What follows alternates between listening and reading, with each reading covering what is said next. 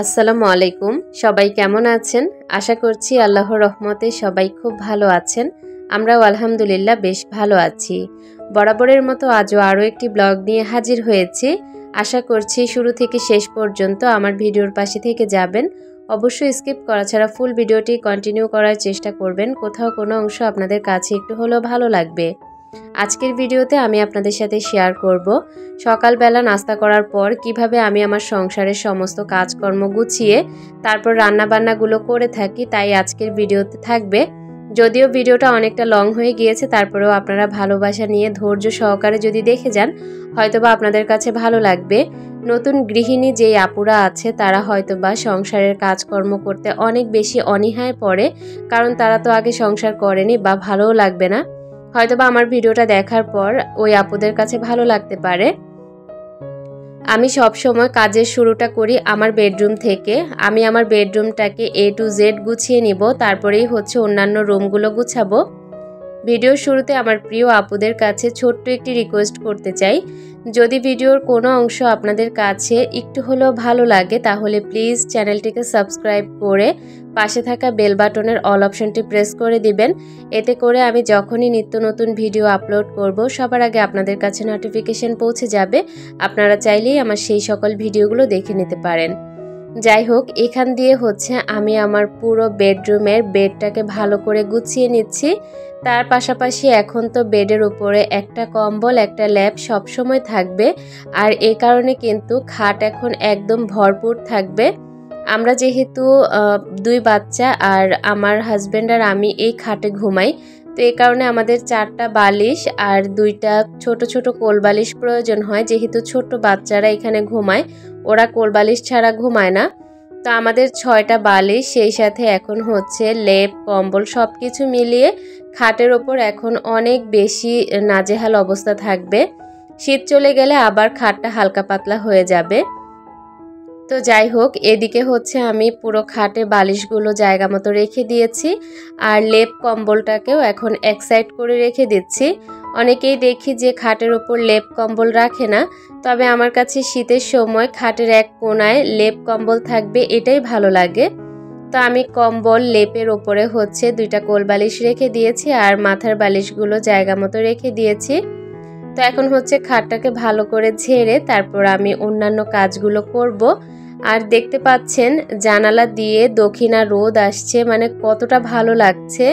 আমার এই রুমটা একদম দক্ষিণ সাইডে এই জানালাটা, আর এদিক থেকে যখন রোদটা পড়ে পুরোটা খাট জুড়ে রোদ থাকলে না খুব ভালো লাগে।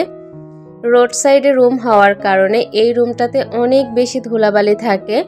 আমার বেলকনির দরজাটা দেখে হয়তোবা বুঝতে পারছেন কতটা ধুলাবালি। তবে প্রতিদিনই মোছা হয়, মুছে নিলে কোনো কিছু লাভ নেই। একটু পর যখন আরেকটা বড় গাড়ি আসবে তখন এই যে দরজাটা, এটা কালো দরজা একদম সাদা হয়ে যায়। তো যাই হোক, ওয়ারড্রবের ওপরটা প্রতিদিন আমাকে ঝাড়তে হয়, মুছতে হয়। আমার কাছে না খুবই বিরক্ত লেগে ওঠে মাঝে মাঝে। মনে হয় কি যে একটা দিন যদি মোছামুছির কাজগুলো না করতে পারতাম তাহলে কতই না ভালো হতো।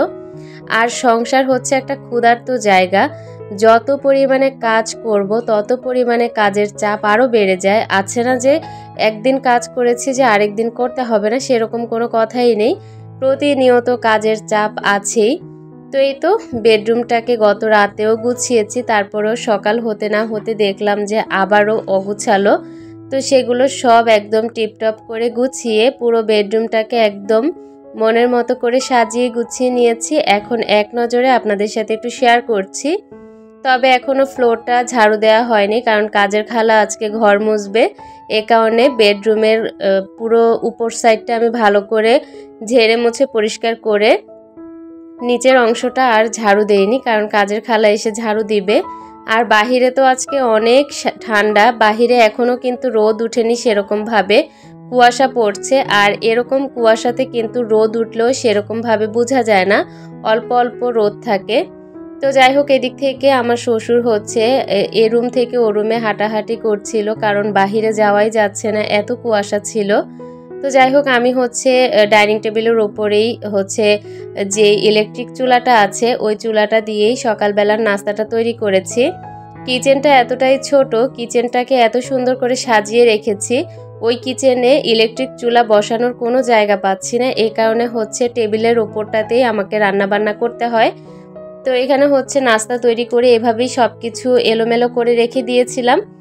তো রান্না বান্না করব তার আগে আমি হচ্ছে ডাইনিং টেবিলটাকে গুছিয়ে নিচ্ছি, তারপরে আস্তে আস্তে রান্না বান্না করা যাবে। এদিক থেকে সকালে যে চেয়ারে বসে খাওয়া দাওয়া করেছিল সব নাস্তার পরোটা বানিয়েছিলাম, পরোটার ছোট ছোট যে গুঁড়িগুলো হয় সেগুলো হচ্ছে এখানে ফেলে রেখেছে। তো সেগুলো আমি সরিয়ে নিয়েছি, চেয়ারটাকে ভালো করে পরিষ্কার করে ডাইনিং টেবিলটাকে একদম পরিপাটি করে গুছিয়ে ভালো করে মুছে নিয়েছি। এখন ডাইনিং টেবিলের ওপরে যেহেতু রান্না বান্না করি, দুইটা গাছ আছে, গাছগুলো কেমন যেন একটু চুপসে গিয়েছে যেই ইলেকট্রিক চুলাটা বসাই চুলার তাপে। তো এই কারণে ভাবলাম যে গাছগুলোকে ভালো করে একটু ধুয়ে দেই। আর সবাই আজকে সোয়েটার পরতে হয়েছে। আমার আমার ড্রয়িং রুমের দরজার পর্দাটা দেখে হয়তো বা আপনারা বুঝতে পারছেন বাহির থেকে কতটা বাতাস আসছে, আর এই কারণেই কিন্তু ঘরে অনেক বেশি ঠান্ডা লাগে। আর যদি আমি দরজা জানালা সব বন্ধ করে রাখি তাহলে একদম গম্ভীর লাগে, সেটাও আবার ভালো লাগে না। তো যাই হোক, সবাইকে সোয়েটার পরিয়ে দিয়েছি, বাচ্চারাও সোয়েটার পরেছে, আমি নিজেও পরে নিয়েছি, কারণ আজকে সকালবেলা থেকে অনেক কুয়াশা আর খুব বেশি ঠান্ডা লাগছিল আজকে। আমার মতো কার কার এরিয়াতে খুব বেশি ঠান্ডা পড়ে গিয়েছে ছোট্ট একটি কমেন্ট করে জানাবেন, আপুরা, জানতে পারলে খুব ভালো লাগবে। তো যাই হোক, আমি হচ্ছে এখানে যে গাছগুলো ধুয়েছিলাম মানে বেসিনে, তখন হচ্ছে অনেক ময়লা হয়েছে, কারণ গাছগুলো অনেক দিন ধোয়া হয় না, এই কারণে গাছের যে গোড়াতে অনেকগুলো পাতা মরে একদম খারাপ অবস্থা হয়ে গিয়েছিল। তো এগুলো গাছগুলো ধুতে গিয়ে একদম বেসিনটাকে নষ্ট করে ফেলেছি। তো ভাবলাম যে বেসিনটাকে ভালো করে একটু পরিষ্কার করে নিই, তারের মাজনি দিয়ে ভালো করে মেজে একদম চকচকে করে নিয়েছি। যখন কাজ করা শুরু করি একদম A to Z করার চেষ্টা করি, কোনো কাজ বাকি রাখি না যে পরে করব এরকম কোনো কথাই নাই। সমস্ত কাজকর্মগুলো গুছিয়ে তারপর দুপুরের রান্নাবান্নাগুলো করে থাকি। তো এদিক থেকে হচ্ছে আমি ডাইনিং রুমটাকে ভালো করে পরিষ্কার করে ওভেন র্যাকটাকেও পরিষ্কার করে নিয়েছি। এখন হচ্ছে সোফার যে রুমটা আছে ড্রয়িং রুম, এই রুমটাকে ভালো করে একটু পরিষ্কার করে নেব। এটা মোটামুটি পরিষ্কার করাই ছিল, তারপরেও আমি এখন এটাকে ভালো করে একটু ঝাড়া মোছা করে নিচ্ছি। সোফার রুমটা সব সময় আমার গোছানো থাকে, তারপরেও সকালবেলা যখন সবাই নাস্তা করার পর টিভি দেখতে বসে তখন একটু এলোমেলো হয়। আর সোফাগুলো যখন এলোমেলো থাকে বা সোফার কোশনগুলো যখন এদিক সেদিক অগোছালো থাকে সেটা দেখতে আমার আবার ভালো লাগে না। আমার কাছে সময়ের কাজ সময় একদম পাই টু পাই কাজ যখন করে ফেলি তখন সেটা ভালো লাগে। কাজ জমিয়ে বসে থাকতে আমি একদমই পছন্দ করি না।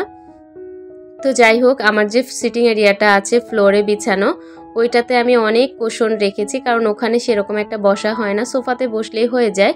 তো সেটা আমি অনেকগুলো কোশন দিয়ে সাজিয়ে নিয়েছি।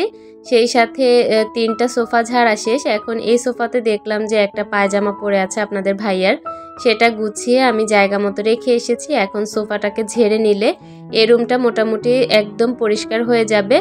তবে ওই যে প্রথমেই তো বললাম আমি হচ্ছে ফ্লোর ঝাড়ু দিব না, কাজের খালা কিছুক্ষণের মধ্যেই চলে আসবে। আর আজকে খুব ইচ্ছা ছিল কাজের পাশাপাশি আমি হচ্ছে আমার যেই আর্টিফিশিয়াল ফ্লাওয়ারগুলো আছে, পুরো বাসাতে অনেক আর্টিফিশিয়াল ফ্লাওয়ার আছে, হয়তো বা আপনারা ভিডিওতে দেখে বুঝতে পারেন। তো সেগুলোকে ভেবেছি যে শীতের আগে আমি ভালো করে একটু ক্লিন করে নেব, এতে করে দেখা যাবে শীতের মধ্যে আর আমাকে এগুলো ক্লিন করতে হবে না, পুরো শীত এভাবেই কেটে যাবে। তো যেহেতু এগুলো আজকে ধুতে পারিনি, কাজের চাপ পড়ে গিয়েছে, এ কারণে হচ্ছে অন্যদিন ধুয়ে ফেলবো। তবে খুব শীঘ্রই ধুয়ে এগুলোকে পরিষ্কার করে আবার জায়গা মতো রেখে দেব, যেন পুরো শীতে আমাকে আর কষ্ট করতে না হয়। ড্রয়িং রুমটা গুছিয়ে আপনাদের সাথে শেয়ার করেছি যে কি সুন্দর করে একদম পরিপাটি করে গুছিয়ে নিয়েছি। সমস্ত রুমগুলো গুছানো শেষ। এদিক থেকে আমি হচ্ছে এখন কিচেনে চলে এসেছি, কিচেনটা পরিষ্কার করব। সেই সাথে লাল যে আরএফএলের তাকটা আছে এটাকে ভালো করে একটু পরিষ্কার করে মুছে নিয়েছি। সমস্ত জিনিসগুলো জায়গা মতো রেখে দিচ্ছি। আর এখন কিচেনটা দেখতে পাচ্ছেন সকালে নাস্তা করার পর একদমই গুছানো হয়নি, সেগুলো এখন সব গুছাবো, যত এঁটো থালাবাটি আছে সব ধুয়ে নিব। সব কিছু মিলিয়ে যখন কাজকর্ম শেষ হয়ে যায় তখন একদম পরিপাটি সংসারে হাঁটাচলা করতেও খুব ভালো লাগে। আজকে খুব মজা করে খিচুড়ি রান্না করব, মুরগি দিয়ে খিচুড়ি রান্না করব। আজকে আমার রান্না বান্না করতে একদমই ইচ্ছে করছে না, কারণ আজকে এত ঠান্ডা লাগছে, মনে হচ্ছে যে রান্না থেকে আজকে ছুটি পেলে খুব ভালো লাগতো, তবে সেটার তো আর কোনো সুযোগ নেই। এ কারণে ভাবলাম যে আমারও কষ্ট না লাগুক, আর মনকে স্বাধীনতা দিয়ে আমি সুন্দর করে খিচুড়ি রান্না করে নেব খুব অল্প সময়ে। কারণ আমি যদি এখন তরকারি রান্না করতে যাই তাহলে আমাকে বেশ অনেক কিছু করতে হবে, এ কারণে আমি ঝটপট খিচুড়ি রান্না করে নেব। তো এই কারণে আমি মুরগিটা সিঙ্কের নিচে হাউজে ভিজিয়ে রেখেছি, তারপর কাটা বাছা করে রান্নাটা করব। তো আজকে কাজকর্ম শেষ করে রান্না করে আপনাদের সাথে ভিডিওটা শেষ করব ইনশাল্লাহ। কিচেনের কাউন্টার টপ এক সাইড ভালো করে আমি পরিষ্কার করে মুছে চুলাটাকেও ভালো করে মুছে নিয়েছি। আর চুলাতে তো এখন রান্না করার কোনো সাধ্যই নেই, কারণ চুলাতে গ্যাস থাকে না, যেহেতু শীত পড়ে গিয়েছে এখন তো সারাদিনও গ্যাস থাকবে না। তো আমাকে ইলেকট্রিক চুলাতেই রান্না করতে হবে, ওইটাই এখন আমার একমাত্র ভরসা। তো ইলেকট্রিক চুলাতে যেহেতু আমি ডাইনিং টেবিলে রান্না করি, এই কারণে আমার চুলাতে একদমই ময়লা থাকে না। তারপরেও একটু ভালো করে মুছে নিয়েছি, যেহেতু রোড সাইডে বাসা, বাহির থেকে ধুলাবালি এসে চুলাটাও সাদা হয়ে থাকে। তো সেটাকে ভালো করে মুছে পুরোটা কিচেন পরিষ্কার করে এখন যে একটু থালাবাটি ছিল সকালে নাস্তা করার, সেগুলোকে ভালো করে ক্লিন করে এখন জায়গা মতো রেখে আবারও কিচেনটাকে ভালো করে মুছে নিয়েছি, যেহেতু কিচেনে ধোয়াপালা করার পর অনেক পানি ছিটে আসে। পানিগুলোকে সরিয়ে তারপর এখন সিঙ্কটাকে ভালো করে একটু মেজে ঘষে ধুয়ে নিচ্ছি। তারপরে আমি মুরগি কেটে রান্না বান্নাগুলো বসিয়ে দিব। জানি না আমার আজকের ভিডিওটা কেমন লাগছে বা কেমন লাগবে, তবে আশা রাখবো আমার প্রিয় আপুদের কাছে খুব ভালো লাগবে। আমার প্রিয় আপুরা আমার চ্যানেলে এরকম সারা দিনের কাজকর্মের ভিডিওগুলো খুব পছন্দ করে, আমি জানি বা আমি শুনি। তো এই কারণে ভাবলাম যে আজকে আমি যেহেতু অনেক কাজ করব, ভাবলাম যে আপুদের সাথে একটু শেয়ার করি, হয়তো বা আপুদের কাছে ভালো লাগবে। গতকালকে আমার একজন প্রিয় আপু আমাকে বলেছে যে আমি যেন টিপস ভিডিও শেয়ার করি, তো এই কারণে টিপস ভিডিও শেয়ার করতে চেয়েছিলাম। তারপরেও ভাবলাম যে আপুরা ফ্যামিলি ব্লগগুলো খুব পছন্দ করে, সেগুলোই আজকে করি। ফ্যামিলি ব্লগ করতে করতে আমার ভিডিও অনেক লং হয়ে যায়, এই কারণেই সমস্যাগুলো। তো আপনারা ভালোবাসা আর ধৈর্য সহকারে ভিডিওটা দেখলে আমার কাছে খুব ভালো লাগবে। মুরগি কেটে ধুয়ে একদম পরিষ্কার করে তারপর এদিক থেকে পেঁয়াজও কেটে নিয়েছি। মসুর ডাল আর চালটা ভালো করে ধুয়ে এখন রান্নাটা বসিয়ে দিব। মুগ ডাল দিয়ে খিচুড়ি রান্না করলে খেতে ভালো লাগতো, তবে আমার বাসায় আজকে মুগ ডালটা শেষ হয়ে গেছে, এই কারণে শুধু মসুর ডাল দিয়ে মুরগি দিয়ে খিচুড়ি রান্না করে নেব। তো এদিক থেকে পেঁয়াজটাকে ভালো করে ভেজে আমি মুরগিটা দিয়ে কিছুক্ষণ নাড়াচাড়া করে ভেজে নেব। তারপরে একে একে সমস্ত মশলাগুলো দিয়ে দিব। আদা রসুন বাটা, লবণ পরিমাণ মতো, সেই সাথে মরিচের গুঁড়ো, হলুদের গুঁড়ো আর দিব ধনিয়ার গুঁড়ো। সব মশলাগুলো দিয়ে মুরগিটাকে ভালো করে মাখা মাখা করে ভেজে নেব। তারপরে পরিমাণ মতো পানি দিয়ে মুরগিটাকে সেদ্ধ করে তারপর যখন সেদ্ধ হয়ে আসবে তখন চালটাকে দিয়ে তারপর ভালো করে রান্না করে নেব। আর আজকের ভিডিওতে কিন্তু আমি অনেক কিছু আরও ভিডিও করেছি। তারপর যখন দেখলাম যে ভিডিওটা 14 মিনিট 29 সেকেন্ড হয়ে গেছে, তখন আস্তে করে ডিলিট করে দিয়েছি, কারণ এত লং ভিডিও দেখতে না আমার কাছেও ভালো লাগে না।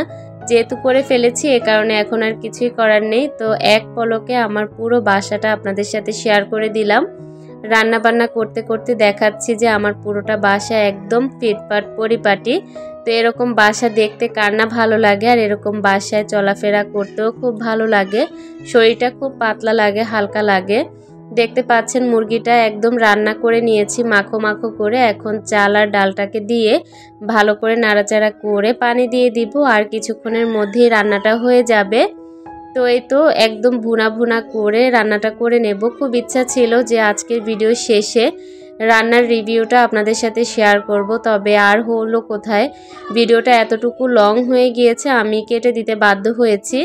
তো যাই হোক, এখন পানি দিয়ে ভালো করে রান্না করে নেব। আর ভিডিওটা তো অনেক লং হয়ে গিয়েছে, সবাই ভালোবাসার দৃষ্টিতে দেখে যাবেন। আজকের মতো এখানেই বিদায় নিচ্ছি, সবাই ভালো থাকবেন, আল্লাহ হাফেজ।